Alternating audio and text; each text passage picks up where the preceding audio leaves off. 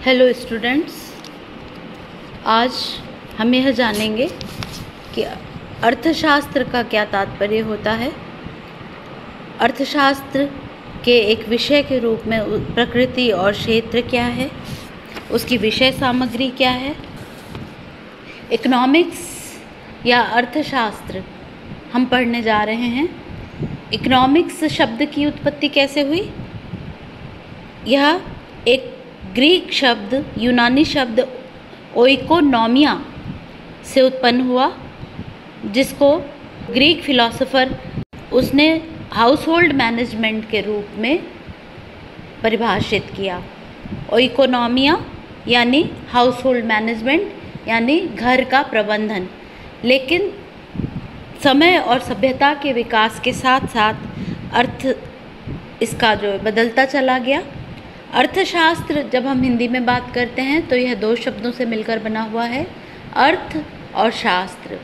अर्थ यानी धन, शास्त्र यानी विज्ञान। तो धन का विज्ञान जो होता है उसे हम अर्थशास्त्र कहते हैं। अर्थशास्त्र सामाजिक विज्ञान की वह शाखा है जिसके अंतर्गत वस्तुओं और सेवाओं के उत्पादन, विनिमय, वितरण और उपभोग का अध्ययन किया जाता है। जब हम प्रतिष्ठित अर्थशास्त्रियों की बात करते हैं तो एडम स्मिथ, जो फादर ऑफ इकोनॉमिक्स जिनको हम कहते हैं, अर्थशास्त्र का जनक कहते हैं, उन्होंने अपनी पुस्तक an inquiry into the nature and causes of wealth of nations में अर्थशास्त्र को धन का विज्ञान बताया, जो धन का अध्ययन करता है।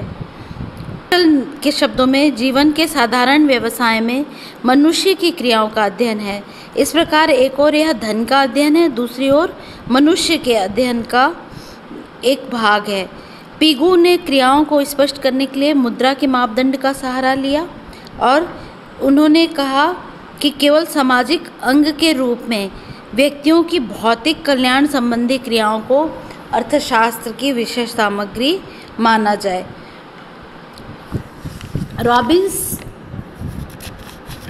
ने अर्थशास्त्र को वह विज्ञान बताया जो मानव व्यवहार का अध्ययन साध्यों और वैकल्पिक उपयोग वाले सीमित साध्यों के बीच संबंध के रूप में करता है। तो रॉबिन्स की जो परिभाषा है उसमें ये बातें बहुत महत्वपूर्ण हैं। पहला तो हमारी आवश्यकताएं असीमित हैं और दूसरा उसको पूरा करने के लिए जो हमारे पास साधन हैं वे सीमित हैं और साधनों के अनेक वैकल्पिक प्रयोग होते हैं। तो असीमित आवश्यकताओं और सीमित साधनों के बीच जो मानव व्यवहार का अध्ययन है उसको हम अर्थशास्त्र कहते हैं।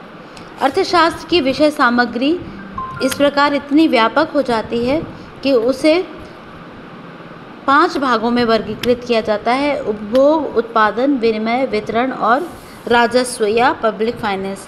अब अर्थशास्त्र की प्रकृति कैसी है, वह किस प्रकार का विज्ञान है कि कला है, इस पर अनेक अर्थशास्त्रियों में बहुत मतभेद पाए जाते हैं। पहले तो हम ये जानें कि विज्ञान क्या चीज़ होती है। विज्ञान वह क्रमबद्ध ज्ञान होता है, ज्ञान का वह क्रमबद्ध संग्रह होता है जो कारण और परिणाम के बीच संबंध स्थापित करता है। तो अर्थशास्त्र को जो विज्ञान मानने वाले अर्थशास्त्री होते हैं वे मानते हैं कि अर्थशास्त्र में आर्थिक तथ्यों को क्रमबद्ध रूप से एकत्रित किया जाता है, उसका वर्गीकरण और विश्लेषण क्रमबद्ध होता है। दूसरी बात, अर्थशास्त्र में भी विज्ञान की भांति कारण और परिणाम में संबंध स्थापित किया जाता है, जैसे सीमांत उपयोगिता नियम, सीमांत उपयोगिता ह्रास नियम, मांग और पूर्ति के नियम, उत्पत्ति के नियम इत्यादि। इन सब में कारण और परिणाम के बीच में संबंध स्थापित किया जाता है। अर्थशास्त्र में भी विज्ञान की भांति प्रयोग संभव होता है। अर्थशास्त्र में प्रयोगों से आर्थिक नियमों और सिद्धांत की सत्यता को जांचा जा सकता है। अर्थशास्त्र में भी भविष्यवाणी संभव होती है। अब जो अर्थशास्त्री अर्थशास्त्र को विज्ञान नहीं मानते वे क्या कहते हैं? वे कहते हैं, उसका विरोध करते हैं कि सभी अर्थशास्त्री एकमत नहीं होते। हम ये तो मानव व्यवहार के बारे में यह निश्चित भविष्यवाणी इसमें संभव नहीं की जाती है। फिर जो जिन आंकड़ों पर ये निष्कर्ष आधारित होते हैं अर्थशास्त्र के, वे आंकड़े ही बदल जाते हैं, तो उत्पादन की पद्धतियों और संस्थाओं में भी परिवर्तन हो जाता है। तो और आर्थिक नियम जो होते हैं वे क्वांटिटेटिव या परिमाणात्मक नहीं होते हैं। तो अर्थशास्त्र को हम इसलिए अर्थशास्त्री कहते हैं कि इसको हम विज्ञान नहीं मान सकते हैं। तो अर्थशास्त्र एक वास्तविक विज्ञान है कि आदर्शात्मक विज्ञान? जो वास्तविक विज्ञान होता है वह खाली ये बताता है कि क्या है, क्या होना चाहिए के बारे में कुछ भी नहीं बताता है। तो वास्तविक विज्ञान में जैसे कीमत के बढ़ने पर मांग कम हो जाती है, तो यह ऐसा एक तथ्य है। क्या है? यह मांग में कमी या वृद्धि होनी चाहिए या नहीं, यह अर्थशास्त्र नहीं बताता है। जबकि आदर्शात्मक विज्ञान बताता है क्या होना चाहिए, जो कि आदर्श प्रतिपादित करता है और व्हाट ऑट टू बी। तो अर्थशास्त्र भी वास्तविक विज्ञान है क्योंकि इसमें कारण और परिणाम के बीच संबंध स्थापित करके निरीक्षण और नियम प्रतिपादित किए जाते हैं। लेकिन यह एक आदर्शात्मक विज्ञान भी है क्योंकि इसे नीति शास्त्र से पूर्णतः पृथक नहीं किया जा सकता है। आदर्श विज्ञान में हम ये मानते हैं कि सीमित साधनों का सर्वोत्तम उपयोग करने की कोशिश की जाती है। मनुष्य भावुकता से संबंधित होता है। मनुष्य में अपने कार्यों और निर्णयों में उसकी भावुकता भी कम महत्वपूर्ण नहीं होती है, और यह इसलिए इसमें इसके कल्याणकारी पहलू को भी महत्वपूर्ण माना जाता है। और व्यवहारिक दुनिया में वस्तुस्थिति के अध्ययन के आधार पर एक जो है परामर्श भी देते हैं, और व्यवहारिक समस्याओं का समाधान भी अर्थशास्त्री प्रस्तुत करते हैं। अब अर्थशास्त्र एक कला है क्या? इसके बारे में अर्थशास्त्री बताते हैं कि कला क्या है। कला शब्द का तात्पर्य है कि ज्ञान की वह शाखा जो निश्चित उद्देश्यों या आदर्शों की प्राप्ति के लिए विधियों या उपायों का ज्ञान कराती है, या किसी कार्य को सर्वोत्तम ढंग से करने की क्रिया। अर्थशास्त्र के कला नहीं होने के पक्ष में तर्क कहा जाता है कि अर्थशास्त्र केवल सत्य की खोज करना ही नहीं करता है। यदि अर्थशास्त्र केवल नीति निर्माण में सहयोग देता है तो वह अपना वैज्ञानिक स्वभाव खो देता है। फिर समस्याओं की प्रकृति विशुद्ध आर्थिक नहीं होती है, समस्याएं विशुद्ध आर्थिक होती हैं। अर्थशास्त्र की वास्तविक प्रकृति को अगर हम माने सारांश के रूप में, तो अर्थशास्त्र की प्रकृति अर्थ के संबंध में हम कह सकते हैं कि अर्थशास्त्र विज्ञान के रूप में केवल वास्तविक विज्ञान नहीं बल्कि आदर्श विज्ञान भी है।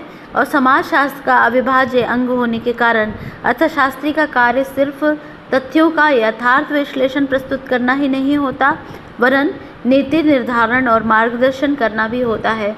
आधुनिक युग में व्यवहारिक अर्थशास्त्र के बढ़ते हुए महत्व और आर्थिक नियोजन की प्रधानता से अर्थशास्त्र को सिद्धांत प्रतिपादन के रूप में विज्ञान और इन सिद्धांतों को व्यवहारिक उपयोग में लेने की प्रक्रिया को कला के रूप में देखा जा सकता है। इस प्रकार अर्थशास्त्र वास्तविक विज्ञान, आदर्श विज्ञान और कला तीनों है। अर्थशास्त्र एक वास्तविक विज्ञान के रूप में आर्थिक तथ्यों का यथावत अध्ययन करता है। आदर्श विज्ञान के रूप में क्या होना चाहिए का आदर्श उत्पन्न करता है, तथा एक कला के रूप में इच्छित उद्देश्यों की पूर्ति के साधन और उपाय ढूंढता है। तो अर्थशास्त्र के सीमाएं क्या होती हैं? अर्थशास्त्र में केवल मानवीय क्रियाओं का समावेश होता है। यह सजीव और चंचल मानव व्यवहार का अध्ययन करता है, जबकि प्राकृतिक विज्ञानों का अध्ययन सामग्री, जड़ पदार्थ और निर्जीव प्राकृतिक साधन होते हैं जो विवेक रहित और अचेतन होते हैं। आर्थिक नियमों का परीक्षण प्रयोगशालाओं में संभव नहीं होता है। अर्थशास्त्र के नियम अनेक तत्वों से प्रभावित होते हैं। आर्थिक नियमों को प्रभावित करने वाले तत्व स्वयं परिवर्तनशील होते हैं। अनेक अज्ञात तत्व आर्थिक नियमों को प्रभावित करते हैं और अर्थशास्त्र में मुद्रा रूपी मापदंड अपूर्ण और अविश्वसनीय होता है, क्योंकि स्वयं मुद्रा का मूल्य स्वयं मुद्रा की मात्रा में कमी वृद्धि के साथ बढ़ता घटता रहता है। अर्थशास्त्र एक विकासशील विज्ञान होता है। अर्थशास्त्र में कोई भी प्रवृत्ति ऐसी नहीं है जो गुरुत्वाकर्षण की तरह निश्चित और अटल हो। अतएव अर्थशास्त्र को कोई भी ऐसा नियम नहीं है जिसकी तुलना गुरुत्वाकर्षण के नियम से की जा सके। इस प्रकार अर्थशास्त्र एक निश्चित विज्ञान नहीं है, उसमें वास्तविक विज्ञान, आदर्शात्मक विज्ञान तथा कला तीनों के ही तत्व समाविष्ट रहते हैं। अब हम अर्थशास्त्र की कार्यविधि के बारे में जानते हैं। इसमें प्रमुख हैं निगमन और आगमन रीति। निगमन रीति जो होती है वह डिडक्टिव मेथड कहते हैं। डिडक्टिव मेथड को प्रतिष्ठित अर्थशास्त्रियों ने बहुत प्रयोग किया। इसका तात्पर्य होता है आर्थिक विश्लेषण की वह प्रणाली जिसमें मानव प्रकृति की सामान्य बातों को आधार मानकर विशिष्ट नियमों और सिद्धांतों का प्रतिपादन किया जाता है। इसके अंतर्गत शाश्वत सत्य के आधार पर विशिष्ट सत्य की खोज करते हैं, अर्थात सामान्य से विशिष्ट की ओर यह विश्लेषण चलता है। जैसे मनुष्य मरणशील है, यह सामान्य सत्य है।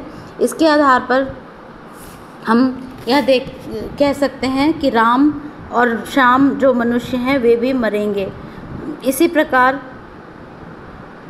मार्शल, रिकॉर्डो, मिल सीनियर आदि ने इसी रीति का प्रयोग करके अनेक आर्थिक नियमों का प्रतिपादन किया। इंडक्टिव मेथड क्या होती है? यह विशिष्ट से सामान्य की ओर, अर्थात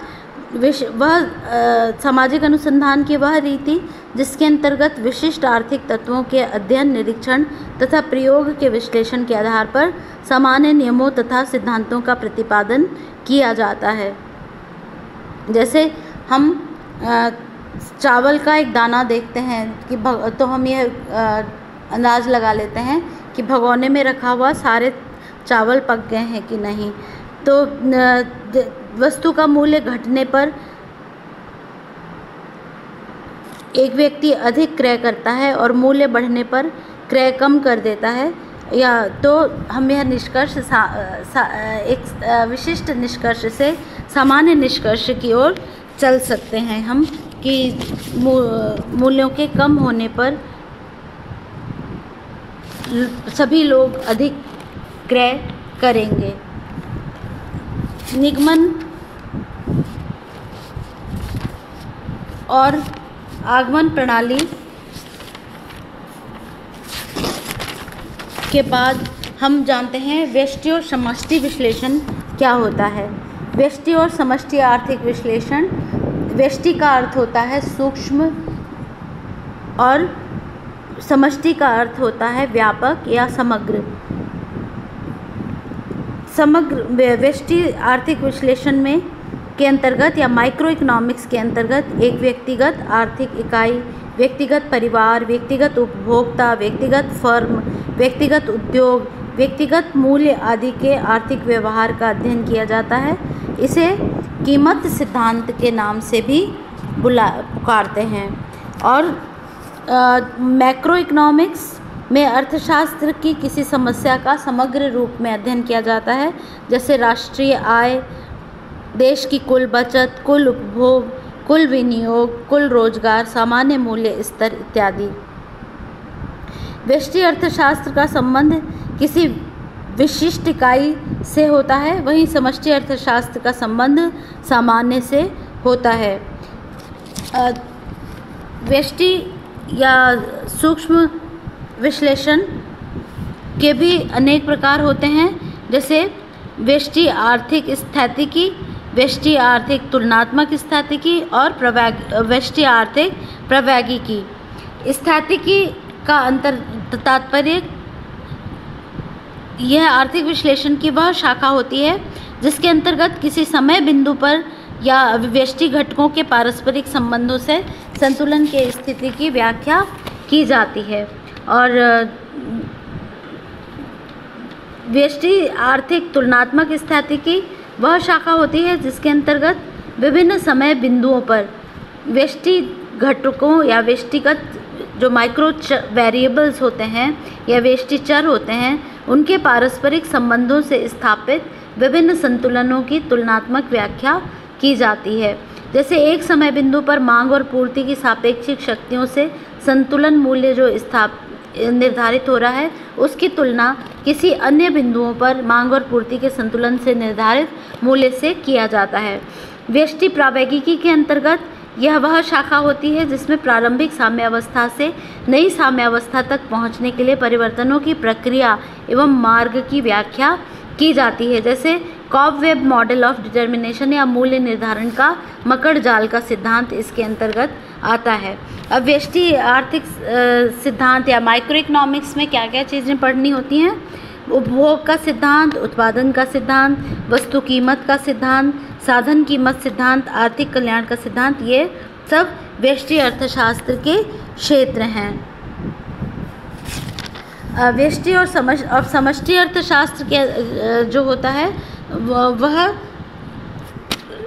आर्थिक विश्लेषण की वह शाखा होती है जिसमें अर्थव्यवस्था की समस्त इकाइयों का समग्र रूप से अध्ययन किया जाता है। जैसे राष्ट्रीय आय, उत्पादन, कुल रोजगार, कुल विनियोग, कुल उपभोग, सामान्य मूल्य स्तर इत्यादि का अध्ययन।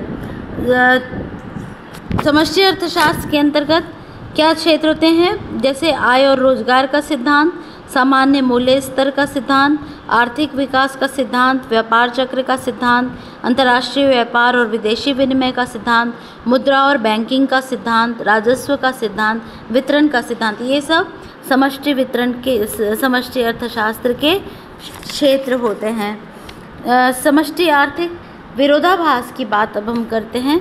आर्थिक विश्लेषण में कई बार ऐसी स्थितियां आती हैं कि जो ये बात एक व्यक्ति के रूप में सही और लाभप्रद हो सकती है वह बात समग्र रूप में गलत या घातक हो सकती है। जैसे एक देश में व्यक्तिगत बचत एक अच्छा गुण माना जाता है और यह व्यक्तिगत बचत उस व्यक्ति विशेष के लिए उचित और लाभप्रद हो सकती है, पर अगर राष्ट्र के सभी व्यक्ति समग्र रूप से बचत करने में जुट जाएं तो राष्ट्रीय उपभोग घट जाने से अर्थव्यवस्था में वस्तुओं और सेवाओं का उपभोग घट जाएगा या मंदी की स्थिति आ जाएगी और आय, उत्पादन और रोजगार में कमी से अर्थव्यवस्था मंदी के कुचक्र में फंस जाएगी। प्रोफेसर सैमुअल्सन ने आर्थिक क्षेत्र में ऐसे विरोधाभासों का विवेचन किया है जो व्यक्तिगत रूप से उचित हैं किंतु समूह और राष्ट्र के रूप में अनुचित एवं घातक हैं। प्रमुख विरोधाभास इस प्रकार हैं। पहला, व्यक्तिगत बचत एक अच्छा गुण है किंतु राष्ट्रीय सामूहिक बचत अनुचित और घातक सिद्ध हो सकती है। दूसरा, व्यक्ति बैंक से जमा राशियां निकालें तो कोई समस्या नहीं, पर अगर राष्ट्र के सभी व्यक्ति बैंकों से अपनी जमाएं निकाल लें तो बैंक फेल हो जाएंगे। प्रकृति की कृपा से अच्छी फसल व्यक्तिगत कृषक की आमदनी में वृद्धि का सूचक है, पर अगर समूचे राष्ट्र का कृषि उत्पादन इतना अधिक बढ़ जाए कि अति उत्पादन की स्थिति हो जाए तो कृषि उत्पादों के मूल्य में भारी गिरावट घातक होगी। फिर एक व्यक्ति मजदूरी में कटौती स्वीकार कर अपनी बेकारी दूर कर सकता है, पर देश के सभी बेरोजगार मजदूरी में कटौती से अर्थव्यवस्था में रोजगार नहीं बढ़ा सकते, क्योंकि मजदूरी में कटौती राष्ट्र की प्रभावपूर्ण मांग में कमी कर बेरोजगारी को और बढ़ा सकती है। नेक्स्ट बात हम बताते हैं, एक व्यक्ति द्वारा अपनी आमदनी से अधिक व्यय कर ऋण में डूबना मूर्खता का परिचायक माना जाता है, किंतु अगर राष्ट्र विकास और मंदी के निराकरण के लिए ऋण ले और घाटे का बजट बनाए तो उसे बुद्धिमत्ता मानी जाती है। एक व्यक्ति अपने निजी लाभ के लिए भ्रष्टाचार, रिश्वतखोरी, कालाबाजारी, लूटपाट में लिप्त होकर लाभ कमा सकता है, परंतु समूचा राष्ट्र इस प्रकार की गतिविधियों से नुकसान उठाता है।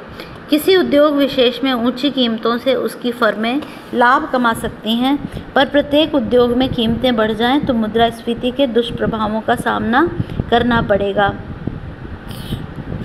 एक व्यक्ति के लिए इस प्रकार जो व्यवहार बुद्धिमत्तापूर्ण होता है, वह ऐसा व्यवहार राष्ट्र के लिए उचित नहीं हो कर अनुचित और घातक हो सकता है। इसे हम समष्टिपरक विरोधाभास कहते हैं। अब हम स्थैतिक और प्रायोगिक विश्लेषण के बारे में जानते हैं। स्थैतिक विश्लेषण अर्थव्यवस्था, स्थैतिक का तात्पर्य ऐसी अर्थव्यवस्था से है जिसमें गति तो है पर गति की दर समान रहती है।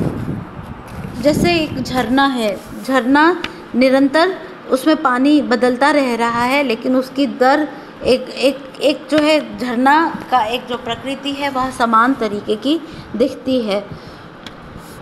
जैसे स्टिगलर कहते हैं, स्थिर अर्थव्यवस्था तब होती है जब उसमें रुचि, साधन और टेक्नोलॉजी में कोई परिवर्तन नहीं होता है।